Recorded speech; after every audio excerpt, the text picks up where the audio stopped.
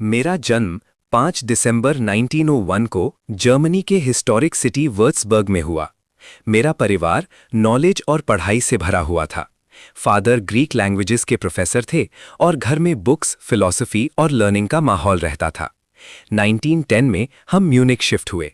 वहीं मेरी स्कूलिंग हुई, जहां मुझे मैथ्स, फिजिक्स और म्यूजिक से प्यार हो गया। पियानो मेरी जिंदगी का सुकून बन गया। फिर आया वर्ल्ड वॉर वन।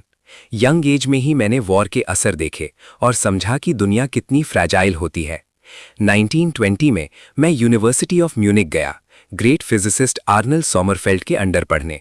यहीं से मेरी जर्नी शुरू हुई क्वांटम वर्ल्ड के राज समझने की।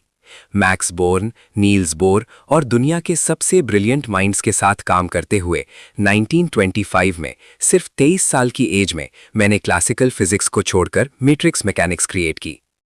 2 साल बाद 1927 में मैंने दिया अनसर्टेनिटी प्रिंसिपल, एक सिंपल पर डीप सच।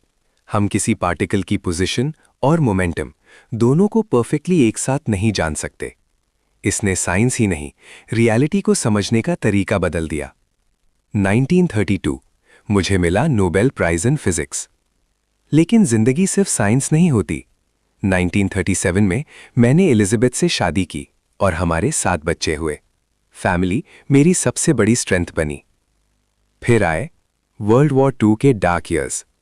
मैंने जर्मनी के न्यूक्लियर रिसर्च को लीड किया, लेकिन मेरा बिलीफ हमेशा था एटॉमिक एनर्जी पावर के लिए हो, डिस्ट्रक्शन के लिए नहीं। वॉर के बाद हिरोशिमा की खबर ने साइंस की रिस्पॉन्सिबिलिटी का वेट महसूस कराया।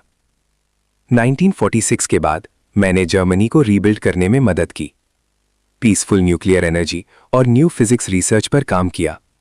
आज जब मैं पीछे देखता हूं, मेरी पूरी जिंदगी एक ही सवाल की तलाश थी, क्या यूनिवर्स के अंदर कोई हिडन ऑर्डर है? साइंस मेरे लिए सिर्फ इक्वेशंस नहीं थी, ये एक ब्रिज थी मैटर और मीनिंग के बीच। म्यूजिक, फैमिली और बवेरिया के माउंटेन्स मेरे एंकर्स रहे।